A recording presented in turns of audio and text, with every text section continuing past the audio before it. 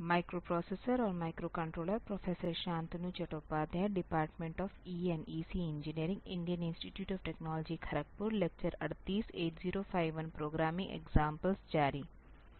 आगे हम एक और प्रोग्राम पर नजर डालेंगे जो दो संख्याओं के एलसीएम की गणना करता है, लीस्ट कॉमन मल्टीपल दो संख्याओं का। मेमोरी 6000 और 6001 H में संग्रहीत और अनुमान है कि छोटी संख्या 6000 H में है। तो आप देखें कि क्या अगर कहें संख्याएँ X और Y हैं, फिर LCM खोजने के लिए हमें X को Y से विभाजित करना होगा और देखना होगा कि Y X को विभाजित करता है या नहीं। यदि Y X को विभाजित करता है तो X LCM है, यदि नहीं तो हमें X की अगली पावर लेनी होगी। तो X बड़ी संख्या है, Y छोटी संख्या है, तो मुझे अगला लेना है, तो हमें X की अगले मल्टीपल को लेना है। तो यह 2X है और फिर से वही अभ्यास करें। तो मुझे यह देखना होगा कि क्या यह 2X Y को विभाजित होता है या नहीं। यदि ऐसा है तो 2X LCM है। तो अगर यह नहीं है तो मुझे 3X के साथ प्रयास करना होगा। तो इस तरह से मुझे बस आगे बढ़ना है, लेकिन हम इस तरह मल्टीपल को बढ़ाते जा रहे हैं 1X 2X 3X 4X 5X जैसे, और जिन पर हमें यह विभाजन बिना रिमाइंडर मिला है, तो यह दो संख्याओं का LCM है।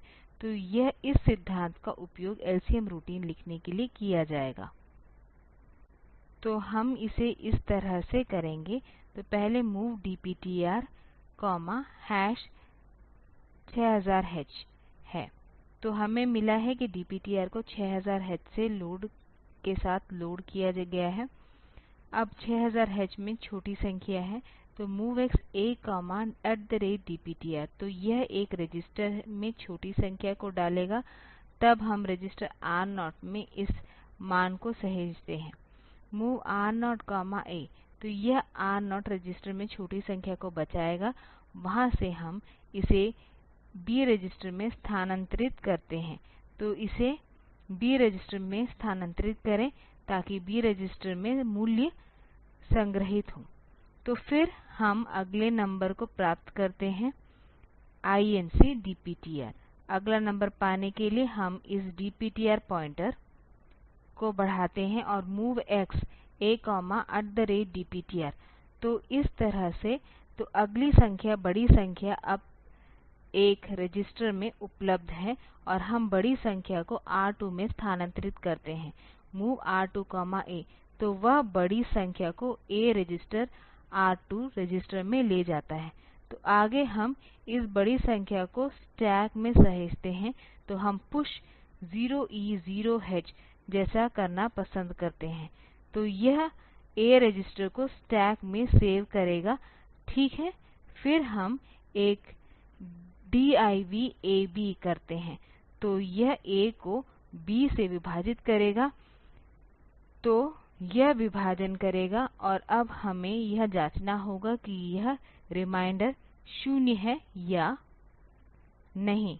तो रिमाइंडर B रजिस्टर में उपलब्ध है, तो हम इस रिमाइंडर को B रजिस्टर में स्थानांतरित करते हैं और देखते हैं कि मान 0 है या नहीं। तो CJNE R1 0 L2, तो L2 में, तो अन्यथा यदि परिणाम 0 है, इसका मतलब है कि विभाजन सफल रहा है।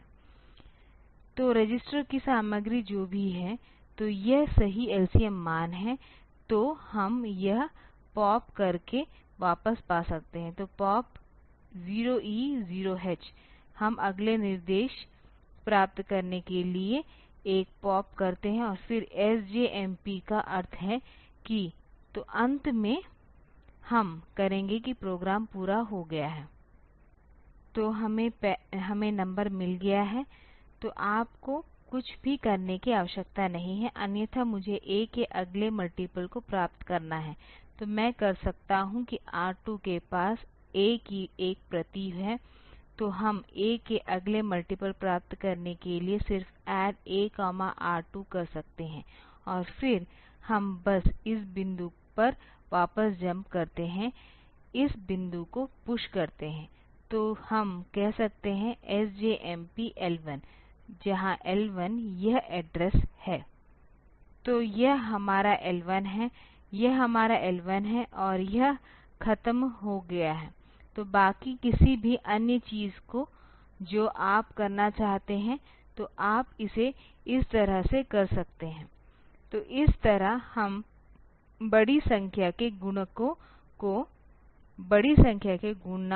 को छोटी संख्या से विभाजित करने के सिद्धांत का उपयोग कर सकते हैं और जो भी एक गुणांक रिमाइंडर के बिना पूरी तरह से विभाजित करता है तो यह दो नंबरों का LCM है।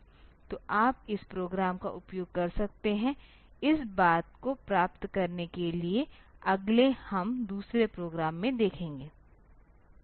तो यह प्रोग्राम केवल इस अर्थ में है कि यह पोर्ट 1 से 8 बिट पैटर्न को पढ़ता है और यदि नंबर ओड है तो पोर्ट 2 में आउटपुट करता है और यदि नंबर इवन है तो इसे पोर्ट 3 में आउटपुट करता है। तो यह ओड इवन भी एक रजिस्टर के LSB को देखकर किया जा सकता है और या हम इसे एक कैरी के माध्यम से डाल सकते हैं। तो सामान्य रणनीति इस तरह की है जब भी आपको इस प्रकार की समस्या मिली है। तो अगर यह रजिस्टर या स्थान जो हमारे पास है तो यह कैरी के माध्यम से पारित किया जाता है तो यह LSB तो LSB कैरी में जाता है। यदि आप एक स्थान पर राइट शिफ्ट करते हैं तो LSB कैरी में जाता है। तो हम फिर कैरी बिट की जांच कर सकते हैं और देख सकते हैं कि परिणाम इवन है या ओड है ताकि यह हो सके। तो क्या LSB या तो 0 था या 1 हम उस तरह से जांच करते हैं तो हम इसी प्रोग्राम में देखेंगे। तो यह इस तरह है। ऐसा कहो तो MOV A 0FFH तो यह आवश्यक है क्योंकि हम पोर्ट 1 में सामग्री को पढ़ना चाहते हैं। तो पोर्ट 1 को इनपुट मोड में कॉन्फ़िगर किया जाना है। तो यह ये करेगा कि MOV A 0FFX हम इसे इनपुट मोड में डाल देंगे फिर MOV A P0। तो जब हम ऐसा कर रहे हैं तो पोर्ट P0 यह है कि पोर्ट 1 से पढ़ा जाएगा और यह P0 नहीं होना चाहिए यह P1 होना चाहिए। तो यह P1 होना चाहिए ताकि हम पोर्ट 1 से पढ़ रहे हैं। पोर्ट 1 को रीड इनपुट मोड में कॉन्फ़िगर किया गया है फिर पोर्ट की सामग्री को पढ़ने की आवश्यकता है।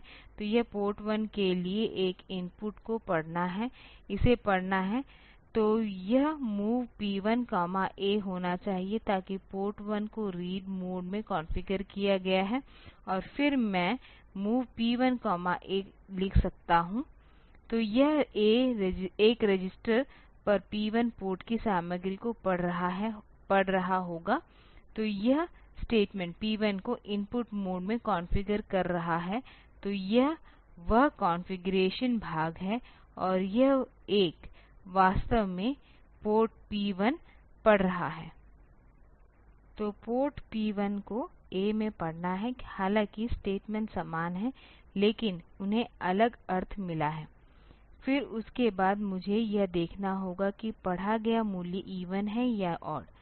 तो इसके लिए हम कैरी के माध्यम से रोटेट राइट करते हैं यदि कैरी है तो इसका मतलब है संख्या ओड थी। तो लेवल L1 पर जम्प ऑन कैरी करें और अन्यथा मेरे पास जो संख्या है वह इवन है। तो इसके लिए पहले इस RLCA को रिस्टोर किया है तो वह वास्तव में कैरी को रिस्टोर कर रहा है इस तरह से यह किया जाता है। और फिर हम MOV P3 0A करेंगे। तो यदि यह ओड है तो यह उस स्थिति में RRC तो यहाँ यह कैरी बिट सेट किया जाएगा। तो यह L1 पर जंप करेगा।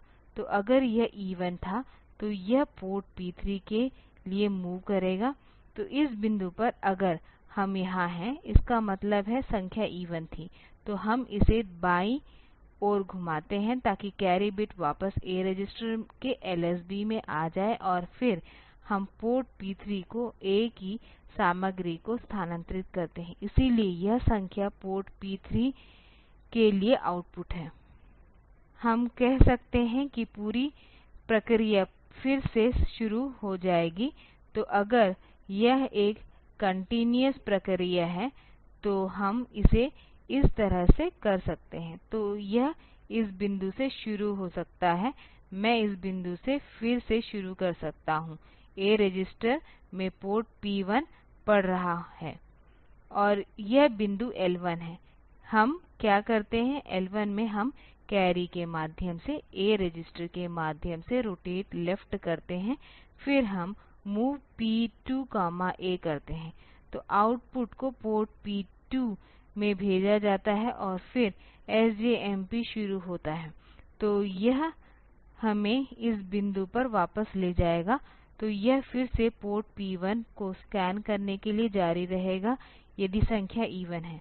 तो यह पोर्ट P2 को भेजा जाएगा यदि संख्या ऑड है। तो यदि संख्या इवन है तो इसे पोर्ट P3 में भेजा जाएगा, यदि संख्या ऑड है तो इसे पोर्ट P2 में भेजा जाएगा।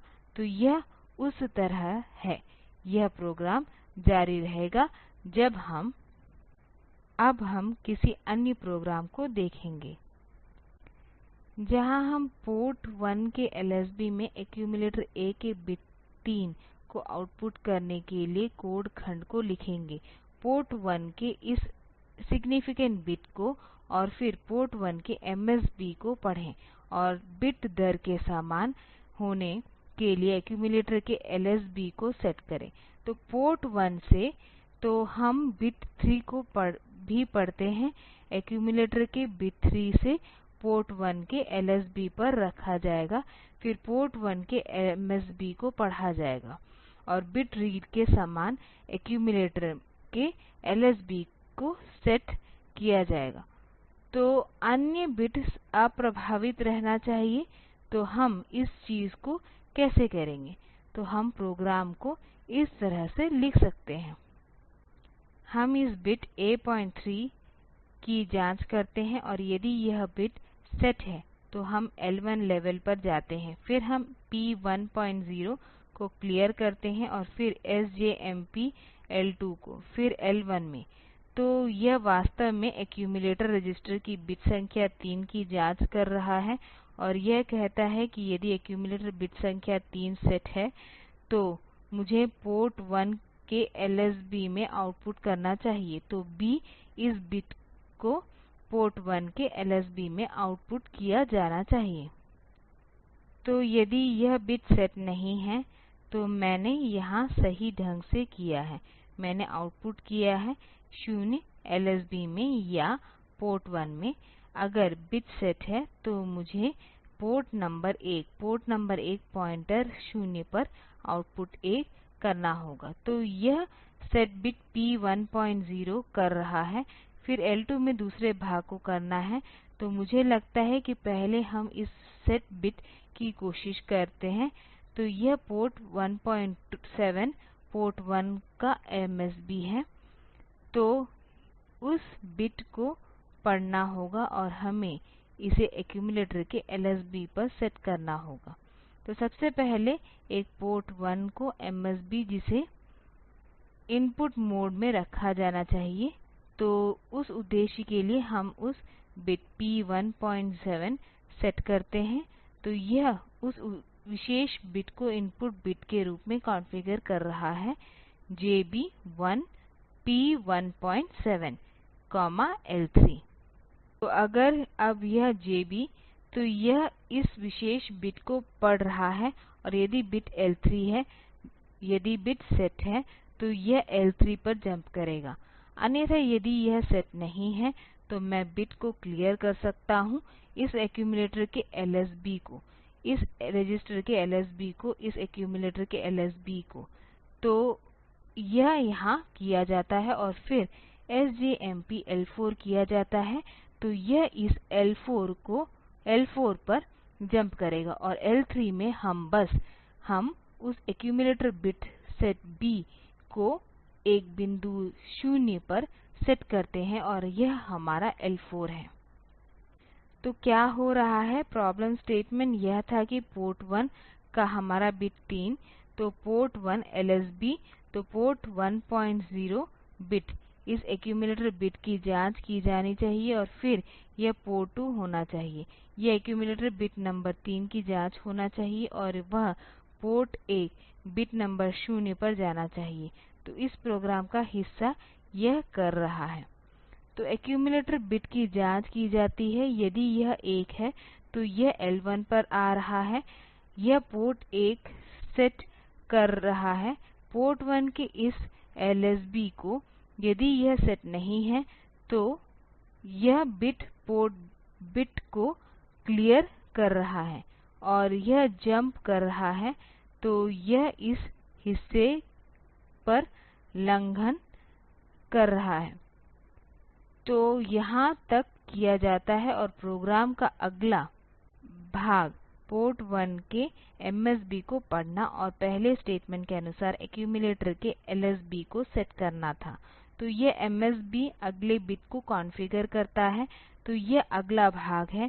तो यह पोर्ट 17 का मूल्य पढ़ रहा है, यह विशेष बिट अगर सेट है तो यह इस L3 पर आ रहा है जहाँ यह इन एक्यूमिलेटर LSB को सेट कर रहा है, यदि बिट सेट नहीं है तो यह एक्यूमिलेटर A को क्लियर कर रहा है एक्यूमिलेटर के इस LSB में।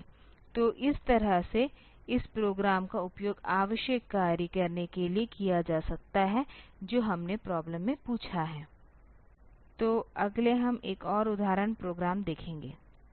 तो यह प्रोग्राम तो यह है, यह जबरदस्ती पोर्ट 1 के लीस्ट सिग्नीफिकेंट 4 बिट्स को बंद कर देगा। तो लीस्ट सिग्नीफिकेंट 4 बिट्स को बंद कर दिया जाना चाहिए। तो यह पहला भाग है और पोर्ट 2 के मोस्ट सिग्नीफिकेंट 2 बिट्स को चालू करें, पोर्ट 3 के सभी बिट्स को कॉम्प्लीमेंट करें, चाहे उनकी पिछली सेटिंग कुछ भी हो। तो यह अन्यथा सेटिंग्स को बदलना नहीं करना चाहिए। तो पोर्ट 1 तो कॉन्फ़िगरेशन होना चाहिए अगर यह 8 बिट है तो इस लोअर 4 बिट्स को बंद कर दिया जाना चाहिए, वे लीस्ट सिग्नीफिकेंट 4 बिट्स को बंद करना चाहिए। फिर 4 2 के लिए सबसे महत्वपूर्ण 4 बिट 1 होंगे जो भी उनकी पिछली सेटिंग हो। तो इन सभी बिट्स को 1 होना चाहिए और पोर्ट 3 के लिए सभी बिट्स कॉम्प्लीमेंट हैं, तो वे सभी कॉम्प्लीमेंट हैं। तो यह प्रॉब्लम स्टेटमेंट है जो हमारे पास है। तो इसे 8051 सिंगल भाषा में कैसे हल किया जाए, तो हम इसे इस तरह से कर सकते हैं। पहले हम MOV A0F0 और फिर ANL P1, A कहते हैं। तो यदि हम ऐसा करते हैं तो इस F0 के साथ क्या होगा और पोर्ट 1 सामग्री समाप्त हो जाएगा। तो पोर्ट 1 यह 1 था और यह F0 के साथ समाप्त हो गया है। तो जो कुछ भी पोर्ट 1 की सामग्री थी, तो यह 4 बिट्स हैं, तो वे इस परिणाम में जैसे के तैसे रहेंगे। तो ये बिट्स वैसे ही आएंगे, लेकिन यह लीस्ट सिग्नीफिकेंट 4 बिट्स पूरे 0 हो जाएंगे क्योंकि यह AND ऑपरेशन है। तो इसके द्वारा हम ऐसा कर सकते हैं। उसके बाद मुझे यह सेट करना होगा, हमें पोर्ट 2 के मोस्ट सिग्नीफिकेंट 2 बिट्स को चालू करना है। तो पोर्ट 2 के मोस्ट सिग्नीफिकेंट 2 बिट्स, तो यह कैसे करना है, तो मुझे करना है उस उद्देश्य के लिए एक और मास्क सेट करें। तो हम इस तरह का MOV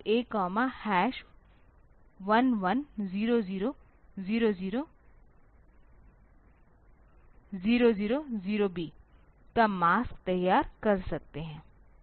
तो यह आसानी से समझ में आता है। तो यह एक बाइनरी पैटर्न है। तो आप यह बताने के लिए अंत में एक B लिख सकते हैं। तो यह एक बाइनरी पैटर्न है। तो least most significant 2 bit set किया जाना है। तो इसके लिए हमें जो ऑपरेशन करना है वह OR लॉजिकल है, और फिर P2 के साथ हम A की OR लॉजिकल करते हैं। तो यह OR लॉजिकल P2, A यह A के साथ इस P2 की OR करेगा। तो यह मोस्ट सिग्नीफिकेंट 2 बिट्स इस तरह सेट हो जाएंगे।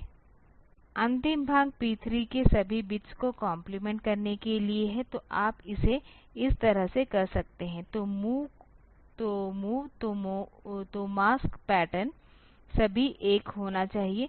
तो MOV A 0FFX, और फिर हम XRL P3 A के साथ। तो यदि आप A के साथ XR लॉजिकल P3 करते हैं तो सभी बिट्स XORing हैं, इसका मतलब है कि यह एक कॉम्प्लीमेंट होगा। तो अगर मान लें कि P3 सामग्री कुछ इस तरह थी 1 1 0 0 1 0 1 1 0। तो और अब मुझे एक रजिस्टर मिला है 1 1 1 1 1 1 1 1। तो यदि आप एक बिटवाइज़ XORing करते हैं तो यह XORing मुझे एक पहला बिट देगा, दूसरा बिट मुझे 0 देगा, तीसरा बिट मुझे 1 देगा, चौथा बिट मुझे 0 देगा, पांचवा बिट 1 होगा, छठवा बिट 1 होगा, सातवां बिट 0 है, और 8 बिट भी 0 है। तो आप देखते हैं कि ये वैल्यू सिर्फ उसी चीज़ की कॉम्प्लीमेंट है जो हमारे पास पहले है, क्योंकि XOR ऑपरेशन यह हमेशा कॉम्प्लीमेंटेशन XORing 1 के साथ करेगा। तो यह आपको हमेशा कॉम्प्लीमेंट ऑपरेशन देगा। तो इस तरह से हम बिट मैनीपुलेशन के लिए प्रोग्राम लिख सकते हैं, और आप इन सभी चीजों को कर सकते हैं आसान बिट मैनीपुलेशन इंस्ट्रक्शन उपयोग करके। तो आप इस प्रकार के प्रोग्राम लिख सकते हैं। तो आगे हम एक प्रोग्राम पर गौर करेंगे। अगले हम एक ऐसे प्रोग्राम पर गौर करेंगे जो लगातार स्ट्रिंग हेल्लो प्रसारित करेगा 8 बिट डेटा और एक स्टॉप बिट के साथ 9600 बॉड रेट पर क्रमिक रूप से। तो यह सेटिंग है। तो आप देखते हैं कि इसके लिए यह सीरियल ट्रांसमिशन के उपयोग की आवश्यकता है और टाइमर का उपयोग किया जाना है। और यदि आपको याद है कि 9600 बॉड रेट में, तो यह इस TH रजिस्टर में ऋण 3 प्रोग्रामिंग से मेल खाता है। तो अगर आप इस TH रजिस्टर में -3 और उसके बाद और यह TMOD रजिस्टर उसी के अनुसार होता है, तो उन कंट्रोल वर्ड को सेट करते हुए हम इस -3 9600 बॉड दर का चयन ट्रांसमिशन के लिए इस सीरियल ट्रांसमिशन के लिए कर सकते हैं। तो हम ऐसा करेंगे। तो हम यह देखने की कोशिश करेंगे कि यह कैसे किया जा सकता है। तो पहले हम इस TMOD रजिस्टर को कॉन्फ़िगर करते हैं। तो MOV TMOD 20H।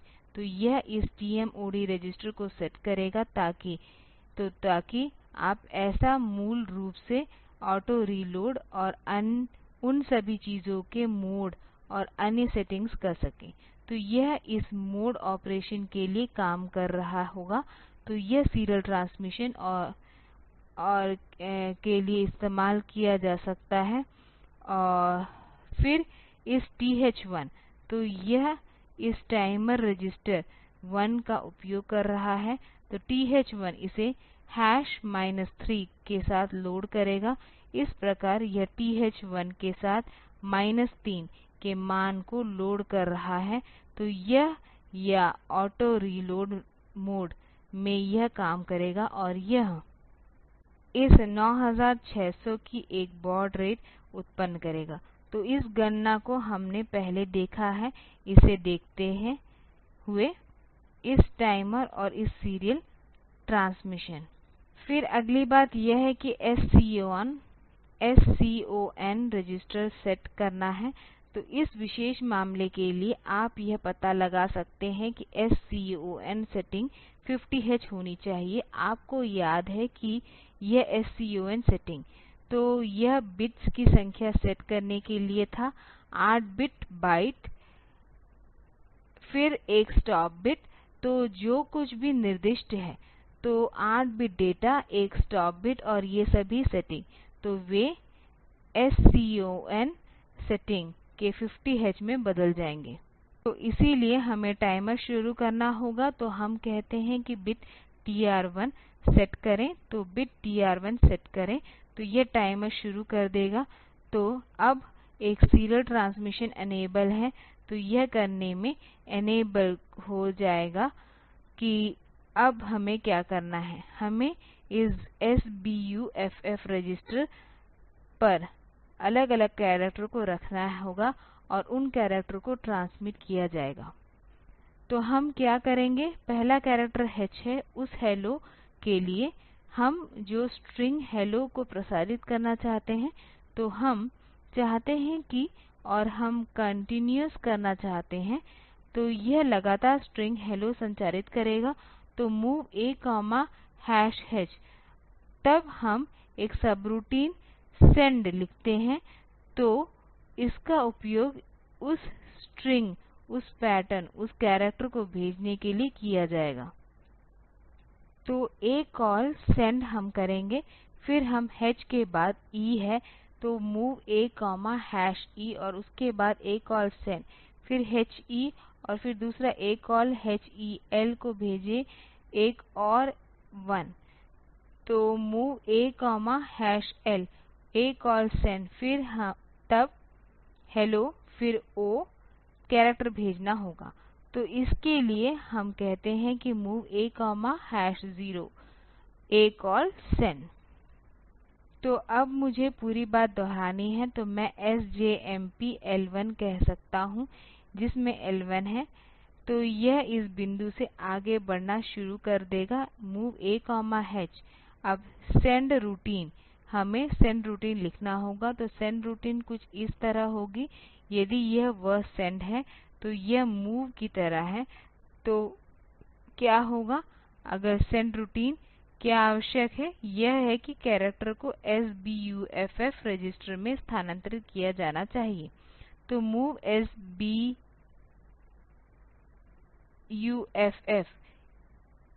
A, तो यह SBUF से है, यह वह कर रहा है। फिर मुझे यह देखना होगा कि ट्रांसमिशन खत्म हो गया है या नहीं। तो यह TI फ्लैग है। तो ट्रांसमिशन खत्म होने पर इसे रेज किया जाता है। तो मुझे यहां इंतजार करना होगा जब तक कि TI फ्लैग रेज नहीं हो जाता, JNB TIL2। तो यह प्रोग्राम यहाँ तक इंतजार करेगा जब तक कि यह ट्रांसमिशन समाप्त नहीं हो जाता है, और फिर मुझे इस TI को क्लियर करना होगा। अन्यथा अगले करैक्टर ट्रांसमिशन को ऐसा लिया जाएगा जैसे कि यह पहले से ही ट्रांसमिट हो चुका है। तो मुझे यह TI बिट प्रोग्राम से क्लियर करने की आवश्यकता है और फिर यहां से वापस लौटें। तो इस तरह से हमारे पास एक प्रोग्राम हो सकता है जिसके द्वारा कुछ स्ट्रिंग 8051 के सीरियल लाइनों पर ट्रांसमिट किए जा सकते हैं। तो पहली बात यह है कि इस बॉड रेट चयन के लिए पहले टाइमर सेट करना होगा, फिर बाइट का आकार, करैक्टर और बाइट्स जिसे आप ट्रांसमिट करना चाहते हैं, और स्टार्ट स्टॉप के बारे में यह कॉन्फ़िगर करने के लिए SCON रजिस्टर सेट करना होगा।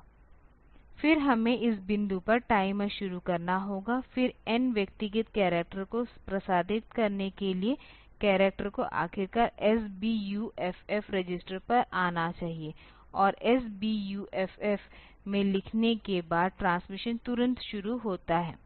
तो हमें इस ट्रांसमिट इंटरप्ट फ्लैग के एक बनने का इंतजार करना होगा।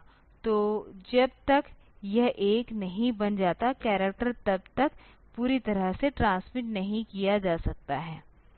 तो हमें यहाँ इंतजार करना है और एक बार जब यह हो जाता है तो हम आते हैं, हम इस TI बिट को क्लियर कर दिया है और फिर हम वापस लौट सकते हैं। तो ये याद रखने वाली चीज़ है।